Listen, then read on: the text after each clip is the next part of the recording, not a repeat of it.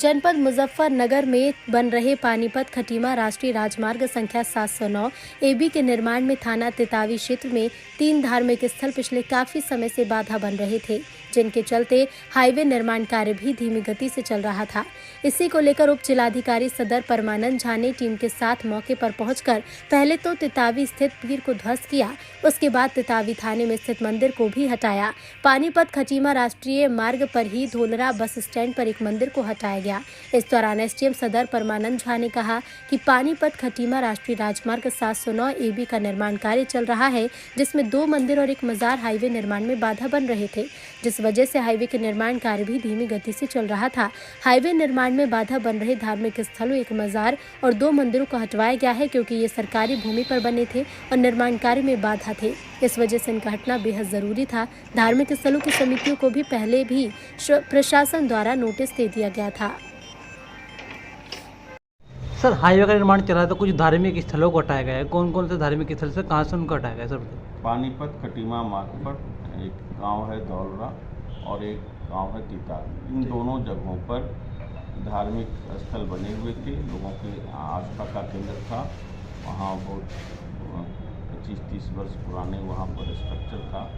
हम लोगों ने पहले उसका निरीक्षण किया और उनके प्रबंधकों को, उनके जो संचालक हैं उनको मैंने नोटिस भी दिया था और बताया भी था कि ये स्वयं इसमें हटवा लें, लेकिन जब उनके द्वारा कोई कार्रवाई नहीं की गई, अतः पानीपत खटीमा मार्ग सही ढंग से तुरंत जल्द शीघ्र निर्माण हो, इस कारण कल यह निर्णय लिया गया। और जो रास्ते में अवरोध थे, विशेषकर एक धार्मिक स्थल था पीर के नाम से, खुशहाल पीर के नाम से जाना जाता है, उसको हम लोगों ने हटाया है। दूसरा जो है थाना परिसर में मंदिर बने हुए थे, उसमें भी आंशिक भाग उसकी जद में आ रहा था, उसको भी हम लोगों ने हटाया है। इसके अतिरिक्त धौलरा में भी एक मंदिर था, उसकी दीवार हटाई गई है और उनको 5-7 दिन का समय दिया गया है ये स्ट्रक्चर बनाकर ये जो मूर्तियां हैं भगवान की उसको स्थापित करा लें, ताकि हम इसको कराएं। सर, जहाँ से हटाए गए सर, वो यहाँ से कहाँ शिफ्ट किया जाएगा, कहाँ उन्हें जगह दी जाएगी अब दोबारा?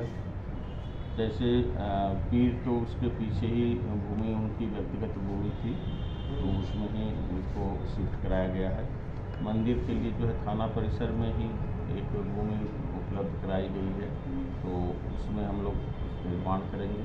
इसके अतिरिक्त जो धौलरा में है उसको भी चयन कर लिया गया है। कल ग्राम प्रधान को भी बुलाकर वो भूमि गौशाला के बराबर में ही उसको चिन्हित कराया गया है। और पिन्ना गांव में भी एक हम लोगों ने चिन्हित किया है, वो भी 1 हफ्ते में ही वो उसका भी हटना तय।